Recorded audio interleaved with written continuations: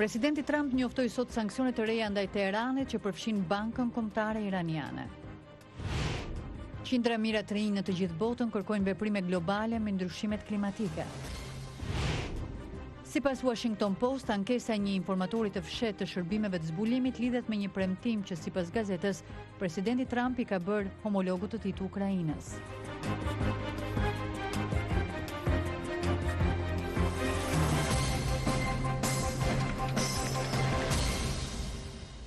Mirëmbrëma dhe mirë se vini në programin e Zërit Amerikës Ditari, unë jam Menada Zaimi. Në këtë emision do të flasim rreth reagimeve pas vendimit të gjykatës ndaj ish-ministrit të Brendshëm Samir Tahiri.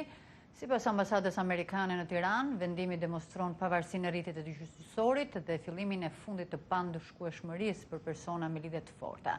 Megjithatë, shkruan Facebook përfaqësia diplomatike, dënimi ishte shkurajues, duke patur parasysh se sa të rënda ishin akuzat. Do të ndishtin dhe një intervistë me publicistin Veton Suroj, lidhur me zgjedhjet e 6 tetorit që mbahen në Kosovë. Ai thotë se qeveria e ardhshme e vendit duhet të ndërtojë një platformë dhe konsensus me partitë politike për përfaqësimin e Kosovës në bisedimet me Serbinë, të cilat pritet të intensifikohen me përfshirjen më të madhe amerikane, sipas tij. Do të kemi edhe një material nga Iowa, shteti i cili për 2 vitet e ardhshme do të jetë shtëpia për 28 vajza e gra të reja nga Kosova që do të studiojnë në degë të ndryshme.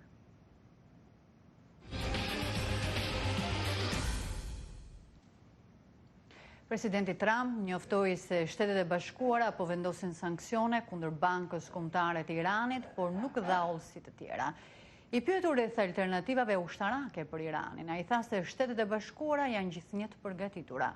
Pentagoni do t'i paraqesë sot një gamë të gjerë opsionesh ushtarake presidentit Donald Trump, ndërkohë që ai po shqyrton mundësinë për t'u kundërpërgjigjur atij që zyrtarët e administratës e quajnë një sulm të paprecedent të Iranit ndaj industrisë saudite të naftës. Presidentit do t'i paraqitet një listë objektesh për sulma ajrore brenda Iranit, mes alternativave të tjera të mundshme. Gjeneralet pritet ta paralajmërojnë atë se një veprim i mundshëm ushtarak kundër Republikës Islamike mund të përshkallëzohet në luftë, sipas disa zyrtarëve amerikanë që folën në kushte anonimiteti. Irani ka mohuar se ka qenë i përfshirë në goditjen e rafinerive saudite dhe paralajmëroi Shtetet e Bashkuara se çdo sulm do të shkaktonte një luftë në të gjitha frontet me një kundërpërgjigje të menjëhershme nga Teherani. Sot, me qindra mijëra vetë, me syre student e punonjës të agjensive të ndryshme, dolën në rrugë në të gjithë botën për të kërkuar udhëheqësve botëror që të mblidhen për një takim të nivelit të lartë mbi klimën në Kombet e Bashkuara që të ndërmarrin veprime urgjente për të shmangur një katastrofë mjedisore. Greva botërore për klimën nisi në ishujt e paqësorit, rajoni më i kërcënuar nga rritja e nivelit të detit dhe pasoi me protesta në Australi, Shtetet e Bashkuara, Japoni, Azinë Juglindore, në Europë, Afrikë dhe Lindjen e Mesme. Greta Thunberg, aktivistja suedese 16 vjeçare e cila ka frymëzuar lëvizjen botërore, vuri në dukje në një postim në Twitter turmën e madhe të njerëzve të mbledhur në Sydney, që si shta ajo duhet vendos dhe standardin për greva e protestat të planifikuara në rreth 150 vende të botës. Ndalemi të shohim të tjera zhvillime. Gazeta Washington Post shkruan se ankesa e një informatori të fshehtë të shërbimeve të zbulimit përfshin presidentin Donald Trump dhe Ukrainën. Duke përmendur 2 ish-zyrtar amerikanë që kanë ndjenim mbi çështjen, gazeta raporton se zoti Trump i ka bërë një premtim një udhëheqësit huaj që me sa duket është presidenti i Ukrainës Volodymyr Zelensky. Të 2 presidentët kanë patur një bisedë telefonike 2 javë gjysmë përpara se informatori të paraqiste ankesën më 12 gusht tek inspektori i përgjithshëm i komunitetit të zbulimit Michael Atkinson. Zakonisht çështjet shqetësuese dhe urgjente që konsiderohen të besueshme duhet i përcillen komisioneve të mbikëqyrjes së Kongresit Amerikan. Por, sipas korrespondencës së bërë publike dje, drejtori në detyrë i zbulimit kombëtar Joseph Maguire e kishte ndaluar zotin Atkinson të bënte një gjë të tillë. Komisioni i zbulimit i dhomës përfaqësuesve zhvilloi dje një seancë 3 orëshe me dyert mbyllura me inspektorin e përgjithshëm për të diskutuar mbi këtë çështje. Pas kësaj, kryetari i komisionit Adam Schiff u tha gazetarëve se drejtori i përkohshëm i zbulimit kombëtar po ndërhynte në proces. Në një koment në Twitter, presidenti Trump e cilësoi njoftimin si lajm të rrem, duke hedhur poshtë pretendimet se ai kishte premtuar diçka një udhëheqësi të huaj.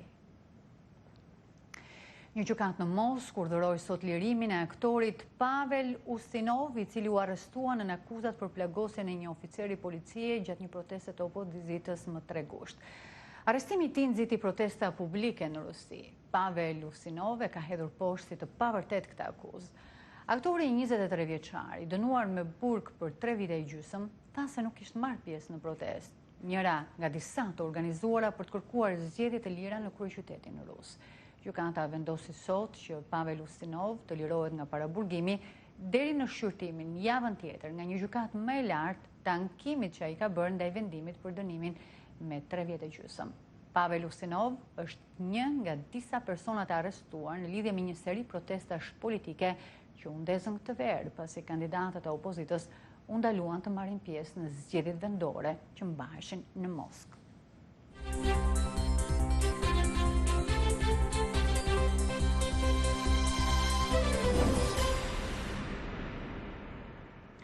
Në Tiranë vazhduan dhe sot reagimet të ndryshme lidhur me dënimin e ish-ministrit të Brendshëm Samir Tahiri për shpërdorim detyre, pasi u liruan nga akuzat për grup kriminal i strukturuar dhe trafik narkotikësh. Sipas ambasadës amerikane në Shqipëri, këtu nis fundi pa ndëshkueshmërisë për personat me lidhje të forta, ndërsa analistët pohuan se gjyqi ndaj Tahirit tregoi se qytetarët nuk janë të barabartë përpara ligjit. Korrespondenti ynë Liriana Golli njofton nga Tirana. Deklarimi i paritor të pandehuri Samir Tahiri për vepër penale të shpërdorimit të detyrës të parashikuar nga anexhi 248 i Kodit Penal dhe dënimin e tij në 5 vjet obligim.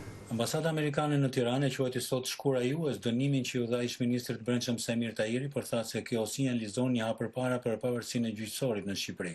Vendimi ndaj ish-ministrit Tahiri tregon pavarësi në rritje të gjyqësorit dhe fillimin e fundit të pandëshkueshmërisë për personat me lidhje të forta, thuhet në deklaratën e ambasadës amerikane.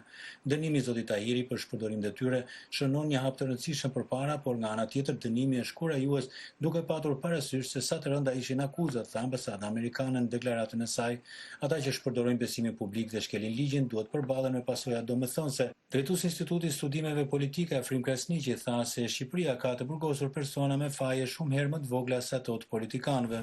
Lajmi i keq është që drejtësia nuk arriti dot të kalojë vije me kuq, të thotë i vendos politikanët në të njëjtin standard që vendosen qytetarët. Sot kemi shumë qytetarë në Shqipëri që vuajnë dënime në burgjin shqiptar për vepra dhe akuza shumë të vogla sa ajo për cilën akuzoi ish-ministri Brendshëm.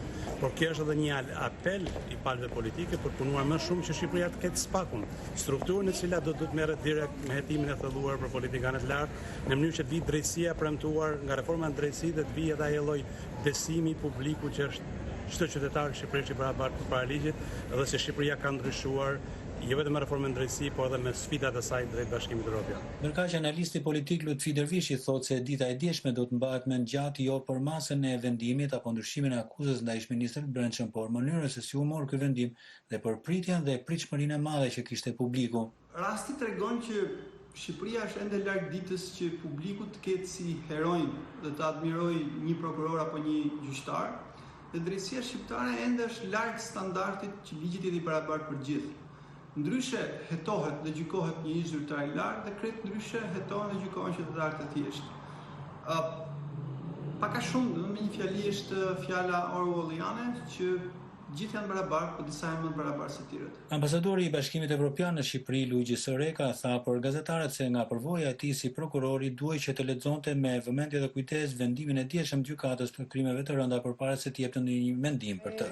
My experience as a former prosecutor pushed me to read a court decision before making any statement. Opozita nga ana e saj tha se vendimi për dënimin e ish-ministrit Tahiri ishte një zhgënjim. Kështu deklaroi sot sekretari i përgjithshëm i Partisë Demokratike të Opozitës Gazmend Bardhi, i cili theksoi në një deklaratë me këtë rast se Edi Rama ka bërë veprime konkrete 2 vjeçare për të prishur dosjen e ish-ministrit Tahiri për të ndaluar arrestimin e tij dhe dënimin me burg, që nga mbrojtja me imunitet në parlament dhe deri tek largimi i prokurorëve dhe presionet ndaj gjyqtarëve.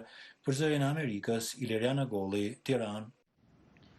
Publicisti Veton Suroj thot në një intervistë për Zërin e Amerikës se zgjedhjet e 6 shtatorit janë shumë të rëndësishme dhe do të duhet të shënonin një kthes politike në vend. Në intervistën dhënë korrespondentit tonë në Prishtinë, Leonat Sheu, zoti Suroj thotë se qeveria e ardhshme e Kosovës duhet të ndërtojë një platformë dhe konsensus me partitë politike për përfaqësimin e Kosovës në bisedimet me Serbinë, të cilat pritet të intensifikohen me përfshirjen më të madhe të Shteteve të Bashkuara. Zoti Suroj, Kosova pritet të mbajë zgjedhjet e parakohshme parlamentare me 6 tetor. Si shihni këto zgjedhje dhe sa janë të rëndësishme për Kosovën, flasim për sfidat brendshme dhe të jashtme? Po mendoj se janë jashtëzakonisht të rëndësishme këto zgjedhje, sepse është momenti i fundit kur duhet bëhet kthes në Kosovë. Kosova ka degeneruar në këto 10 vitet e fundit të pavarësisë. Në se ta shfrytëzoi të krijojë një avantazh, ka shënuar prapaktim në shumë aspekte dhe është shndruar në shtet të kapur. Dhe është jashtëzakonisht me rëndësi që qytetarët të japin votën e vet në mënyrë që të çkapet shteti. Si do të mund të bëjë kjo duke ditur që tashmë shumica partive politike në Kosovë ka që disa vite që janë në përpushtet? Nuk është vërtet, nuk mund t'i relativizojmë. Do të thonë, kemi lëvizje me vendosje e cila nuk ka qenë në pushtet, ka dalë me një agjendë reformiste. LDK-ja ka nominuar personalitet i cili nuk është pajtuar me kapjen e shtetit. Do të thonë, ka qenë një pakic në brenda LDK-s. Kështu që kemi nëse mund të them, një energji reformiste edhe në tek këto dy parti, edhe në shoqërinë përgjithësi. Dhe kjo shifet edhe me mobilizim të jashtëzakonshëm të votës diasporës. Kjo mund të jetë një valë e rëndësishme e cila e ndryshon vendin. Zoti Suroj, si është në rezultatin e këtyre zgjedhjeve? Nuk mund ta parashikoj, por nëse Kosova nuk voton për reformë, për ndryshim, atëherë do të shënojë të njëjtat rezultatet të cilat i ka shënuar deri sot. Nuk mund të kërkohet diçka më mirë nëse në pushtet mbetet kapja e shtetit. Zoti Suroj, çështja e tarifave ndaj mallrave serbe dhe ripërtrirja bisedimeve me Serbinë, sipas faktorëve ndërkombëtar, janë disa nga çështjet ose detyrat kryesore të qeverisë së re. Sipas jush, si do të mund të menaxhohen kërkesa të tilla, duke ditur se shumica partive politike janë shprehur për masa kundër Serbisë, disa me tarifa, disa me reciprocitet? Po, e para që duhet ndodhë është që qeveria duhet të ketë një politikë të vetë të jashtme, një politikë të vetën e cila është e përcaktuar, dhe brenda kësaj politike natyrisht është politika karshi Serbisë. Kjo politikë si politikë e jashtme e vlefshme për një shtet duhet jetë konsensuale. Pra, atë që qeveria mendon se duhet të ndërtojë si politikë, duhet po ashtu të ndajë me partitë opozitare, në mënyrë që të krijohet një fuqi e përfaqësimit të Kosovës. Dhe ashtu si që ndërtohet platforma, ashtu do të ndërtohet edhe fuqia përfaqësuese. Unë besoj thellë që në të ardhmen çfarëdo procesi negociator për një kryeministre të vendit duhet të pasojë me një ftesë opozitës që të marrë pjesë në një proces të këtillë dhe do të ishte krejtësisht normale që kjo të ndodhte. Zoti Suroj, Shtetet e Bashkuara të Amerikës kanë emëruar zotin Matthew Palmer si përfaqësues i posaçëm për Ballkanin Perëndimor. Çfarë do thotë kjo për rajonin? Po është shaj krejtësisht e qartë se Shtetet e Bashkuara të Amerikës duan të intensifikojnë zgjidhjen e problemeve të mbetura, nuk mund të mbeten konfliktet të pambaruara edhe 20 vjet pas luftës në Kosovë. Dhe kjo nënkupton një lloj dhënie energjie plotësuese këtij procesi i cili pak a shumë ka qenë i dështuar. Apo e merr përsipër Amerika për mbylljen e bisedimeve Kosovë-Serbi? Po nuk besoj, sepse edhe në paralajmërimin e Shtetet e Bashkuara të Amerikës dhe të fuqive të mëdha është thënë se konteksti, korniza e negociatave do të jetë prapë brenda Bashkimit Evropian, brenda Komisionit, brenda shërbimit të vet të jashtëm. Por kjo nuk mund të jetë ekskluzivisht pronë e këtij shërbimi, sepse është treguar se pa një përkrahje më të madhe politike, gjërat nuk mund të ecin përpara. Ndonse konteksti do të mbetet i njëjtë, një strukturë përkrahëse, themi, politike duhet të ndërtohet. Zoti Suroj, dhe diplomatët perëndimor kanë hedhur kërkesën për emërimin e një përfaqësuesi të posaçëm të Bashkimit Evropian për bisedimet Kosovë-Serbi. Çfarë do të thotë kjo? Do ndonjë ndryshim formati të bisedimeve? Tash mos të spekulojmë, por do të dimë në nëntor kur do të themelohet Komisioni i ri Evropian a do të ketë nevojë apo jo për emërtim të një të dërguari të veçantë i cili do të merret me çështjen e Kosovës. Është pak e mundur që njeriu i cili është në krye të shërbimit të jashtëm të merret ekskluzivisht me Kosovën, sepse ka kriza shumë më të mëdha me të cilat duhet merret gjithandej, nga Ukraina, Irani, gjitha këto çështje të hapura janë çështjet që konsumojnë energjinë e Komisionit Evropian dhe është pak e mundur që e tërë energjia të përqendrohet tek Kosova dhe marrëdhëniet me Serbinë. Prandaj është e mundur që Bashkimi Evropian të kërkojë një figurë politike e cila do të ndihmojë, do të lehtësoj këtë proces. Zoti Suroj, nëse Bashkimi Evropian e mbron një përfaqësues të tillë, sa janë gjasa që edhe Rusia të kërkojë një gjë të tillë dhe çfarë do të thoshte kjo për pozicionin e Kosovës? Është pa dyshim do të jetë një kërkesë e këtillë e Federatës Ruse. Për aq sa mos harrojmë se i tërë procesi i negociatave brenda këtij konteksti është pjesë e vendimit të Asamblesë së Përgjithshme të OKB-s dhe antarësimi eventual i Kosovës ose antarësimi i cili duhet vi në fund të këtij procesi negociator është proces i cili duhet të shkojë nëpërmjet të OKB-s ku Federata Ruse ka të drejtën e vetos. Zoti Suroj, apo kthejmë bisedimet Kosovë-Serbi në një format themi ashtu sikur që ishte për statusin e Kosovës, ku ishit pjesëmarrës edhe ju? Do të ketë më shumë energji, por për dallim prej të gjitha negociatave të tjera, unë mendoj se është me rëndësi që Kosova të ndërtojë një ofertë të vetën, sepse ato që kemi parë deri më sot është një degradim i një procesi negociator dhe një pranim nga ana e Kosovës, një pranim i pa precedent i gjërave të cilat i bëjnë dëm vendit. Domethënë, pushteti i Kosovës i ka bërë një dëm shumë të madh gjatë procesit negociator nga mosdia, nga pakujdesia, nga arsye tjera nuk e di, por duhet të rivendosen parimet të cilat e mbrojnë Republikën e Kosovës, interesat e vet dhe ardhmërinë evropiane dhe ardhmërinë e NATO-s të Kosovës. Zoti Suroj, faleminderit shumë për kohën tuaj. Faleminderit juve.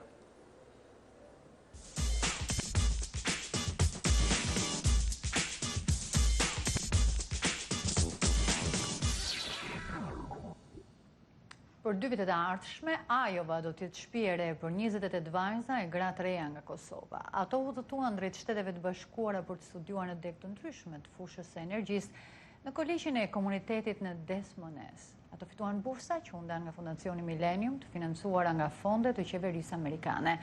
Vlera e investimit në projektin e quajtur Gratë në Energji ka shifrën e $1 milion.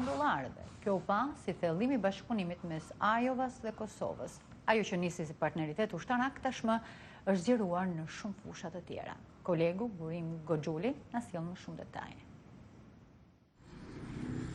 Pas 2 viteve, Kosovës do të shtohen 28 eksperte në fushën e energjisë. Kaq është numri i grave të reja dhe vajzave nga Kosova që filluan studimet në Kolegjin e Komunitetit në dëmojnë të shtetit të Ajovas. Ato janë pjesë e programit Gratë në Energji i Fondacionit Millennium, i financuar me fondet e qeverisë amerikane. Përfitueset e programit thonë se qëllimi është që përvojën e fituar nga studime në SBA ta dërgojnë në Kosovë. Energjia pa cilën ne përdorim më së shumti në Kosovë, siç e dini artikon 97%, përdoret prej vengjillit, domethënë gjërat thjesht në një fjalë kryesorja e dëmtojnë shumë ambientin tonë. Arsyeja pse unë kryesore kam zgjedhur energjinë e përteshme është për shkak të me kontribu në ambientin tonë. Çka më pëlqen më shumë të ndimek është çështja në praktik, laboratoret edhe sistemi arsimor që kanë këtu. Shpresoj që mas studimeve 2 vjeçare që kemi bërë këtu, kemi mujt me kontribu në komunitet, po edhe në vendi kur kthena, veçanërisht sektorin e energjisë solare. Karriera në drejtimin që dominohet nga burrat nuk është rrugtim i lehtë, thonë studentët nga Kosova.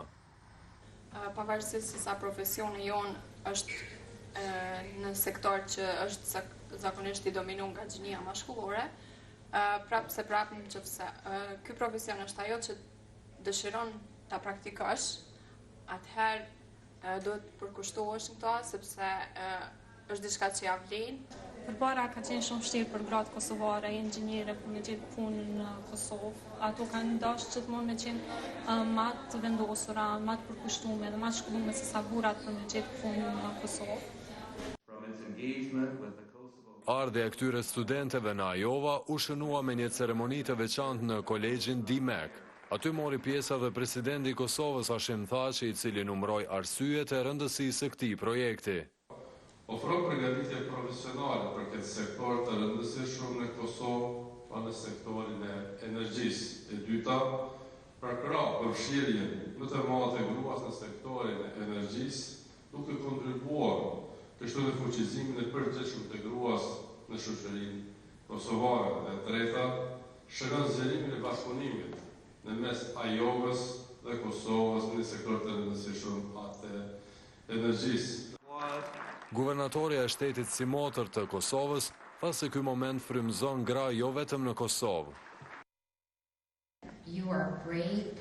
Ju jeni pionierë trimresha që po u tregoni grave të reja dhe vajzave në botë që gjithçka është e mundur nëse keni synime dhe punoni për to. Petrit Selimi nga Fondacioni Millennium tha se suksesi i këtyre studentëve është sukses i madh për Kosovën.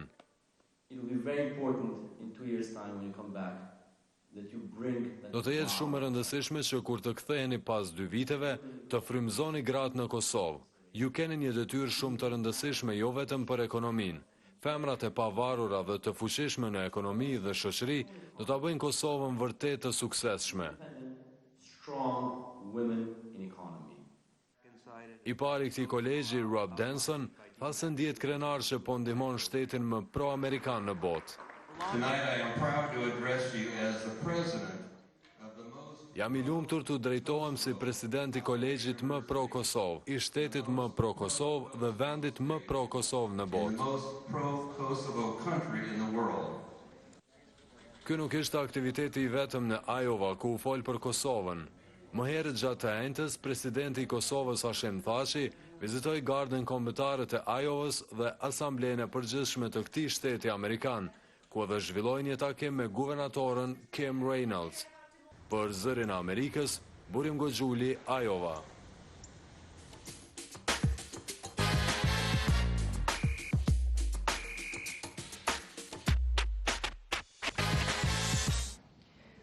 Michael Peck, një producent konservator filmash i propozuar për drejtuar Agjencinë e Shteteve të Bashkuara për Mediat Globale, dëshmoi dje në një seancë konfirmimi në Senat.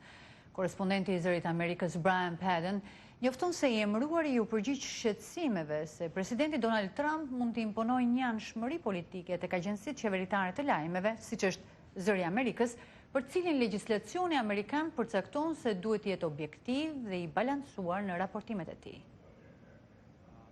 Të njëjtën, Michael Peck i tha Komisionit të Senatit për Marrëdhëniet me Jashtë se ai do të sigurojë pavarësinë gazetareske në Agjencinë e Shtetit të Bashkuara për Mediat Globale, agjencia që mbikëqyr edhe Zërin e Amerikës, nëse do të konfirmohet në detyrë si i pari drejtor ekzekutiv i kësaj organizate i caktuar nga administrata Trump. E gjitha agjencia mbështetet tek besimi se gazetarët janë të pavarur, se asnjë influencë politike nuk po u dikton se si të njoftojnë për zhvillimet dhe se çfarë duhet thonë. Pak të mirëbesim mendoj se agjencia është krejtësisht e sabotuar.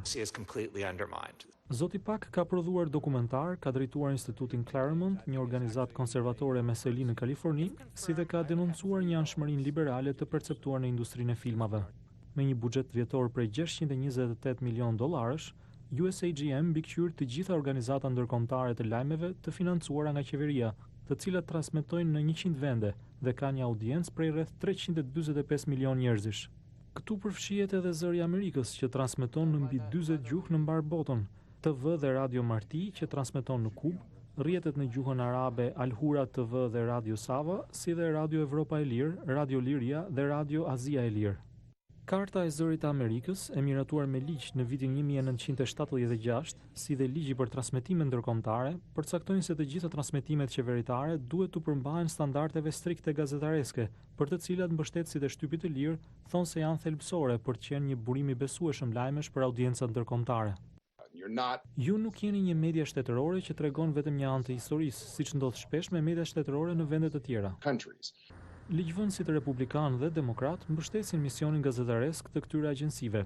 The members of Congress have always supported the broadcasting by VOA. Ligjvënësit kanë mbështetur gjithnjë transmetimet e Zërit të Amerikës dhe agjencitë të tjera, pasi i njohin vlerat e të paturit një burim i lajmesh tek i cili mund të mbështeten njerëzit dhe audiencat në botë. Disa prej kritikëve të presidentit Trump kanë ngritur shqetësimin se ai mund të përpiqet t'i kthejë këto agjenci në makineri të njëanshme propagandistike për politikat e administratës së tij. Kreu demokrat në këtë komision, senatori Bob Menendez, ngriti pikpyetje rreth marrëdhënies së zotit Pak me Steve Bannon, ish strategu kryesor në shtëpinë e bardhë për presidentin Trump, njëkohësisht edhe ish drejtuesi i Breitbart News, një organ vendas që perceptohet gjerësisht si nxitës i nacionalizmit dhe kauzave konservatore. Ata kanë punuar së bashku për dokumentar kur shqyrtohen çështje si lufta në Irak apo energjia bërthamore. Senatori Menendez e pyeti zotin Pak se si do t'i mbrojë ai gazetarët e agjencisë nga presioni politik. Pyetje së senatorit nëse ai do të ishte në gjendje të thoshte jo, zoti Pak ju përgjigj se kështu mendoj, kam thënë jo edhe më parë. Edhe nëse do të qartësohen shqetësimet gazetareske, emërimi i zotit Pak mund të vonohet më tej prej kontrollit të imtësishëm të historikut të tij, si dhe nga radha e gjatë e emërimeve të prapambetura në Senat që presin të konfirmohen me votim nga senatorët. Në kryeqytetin amerikan u rihap për publikun monumenti kushtuar George Washingtonit, i cili ishte mbyllur prej disa vitesh për shkak të punimeve për të zëvendësuar ashensorin dhe sistemin e sigurisë. Zonja e parë, Melania Trump, mori pjesë në ceremoninë e rihapjes.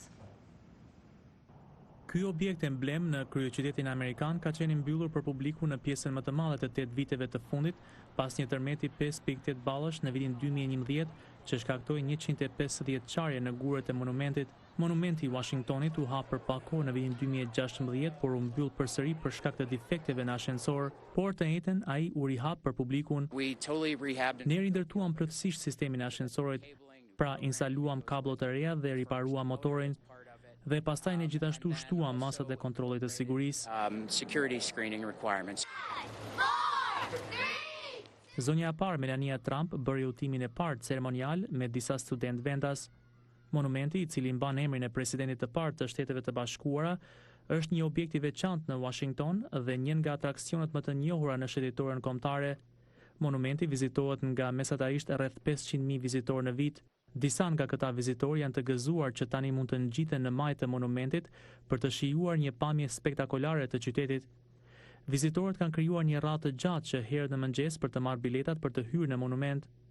Ky çift nga Shanghai, që nuk flet anglisht, kërkoi bileta rezervë duke treguar një shenjë të shkruar me dorë, ku thuajse paraardhësit e tyre dhuruan një nga pllakat përkujtimore të gurëve në monument.